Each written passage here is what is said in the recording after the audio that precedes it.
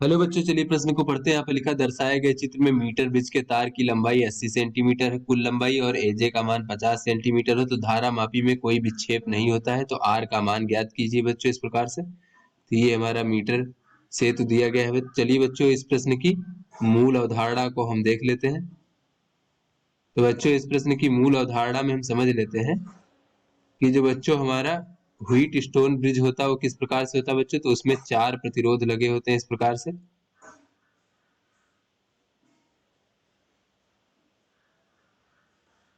और बच्चों ये ए बी सी डी बिंदु मान लेते हैं बच्चों। तो विकर्णता विपरीत बिंदुओं को जो है हम सेल से और जो है बच्चों इस प्रकार से हम धारा मापी से जोड़ देते हैं। तो ए और सी को हमने सेल से जोड़ दिया और बी और डी को जो है धारा मापी से जोड़ देते हैं बच्चों इस प्रकार से। तो इस प्रकार से ये हमारा व्हीट स्टोन सेतु होता है बच्चों। तो यहाँ पर जब हम ये कुंजी बंद कर देंगे बच्चों तो यहाँ पर धारा प्रवाहित होगी इस प्रकार से। यहाँ पर प्रवाहित धारा IG मान लेते हैं और ये इस प्रकार से। तो बच्चों ये संतुलन की स्थिति में क्या होता है, IG का मान 0 होता है, यानी कि यहाँ पर धारा मापी में कोई विक्षेप नहीं होता है। तो बच्चों संतुलन की स्थिति में, या फिर ये कह लें कि शून्य विक्षेप की स्थिति में, या फिर इसे ये भी कहते हैं अविक्षेप की स्थिति में,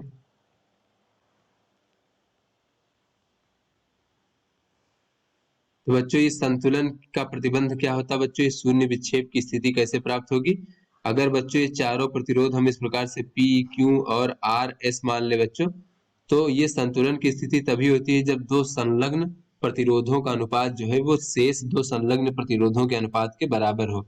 यानी P भागे Q बराबर जो है बच्चों R भागे S के बराबर हो। अथवा बच्चों इसे हम इस प्रकार से भी कह सकते हैं कि P भागे R बराबर Q भागे S। तो ये हमारे संतुलन का प्रतिबंध हो गया। चलिए बच्चों अपने प्रश्न को हल करते हैं। तो बच्चों ये जो हमारा मीटर ब्रिज होता है ये भी व्हीट स्टोन ब्रिज के सिद्धांत पर कार्य करता है बच्चों इस प्रकार से। तो यहाँ पर बच्चों अगर हम देखें तो दो संलग्न प्रतिरोधों का अनुपात जो हो जाएगा वो हमारा बराबर होगा बच्चों शून्य विक्षेप की स्थिति में, या फिर ये कह लें कि जब धारा मापी में विक्षेप ना हो यानी अविक्षेप की स्थिति में। तो यहाँ पर हम देख लेते हैं बच्चों अविक्षेप की स्थिति में बच्चों अगर हम देखें तो ये 10 भागे R बराबर कितना हो जाएगा। ये 10 ओम प्रतिरोध है, ये R ओम प्रतिरोध है, ये बराबर हो जाएगा AJ तार का प्रतिरोध भागे JB तार का प्रतिरोध। AJ तार का प्रतिरोध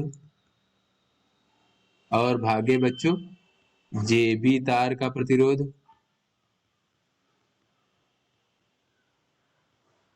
तो बच्चों ये इस प्रकार से हो जाएगा R भागे 10 बराबर देखें तो ये हो जाएगा ऊपर JB तार का प्रतिरोध।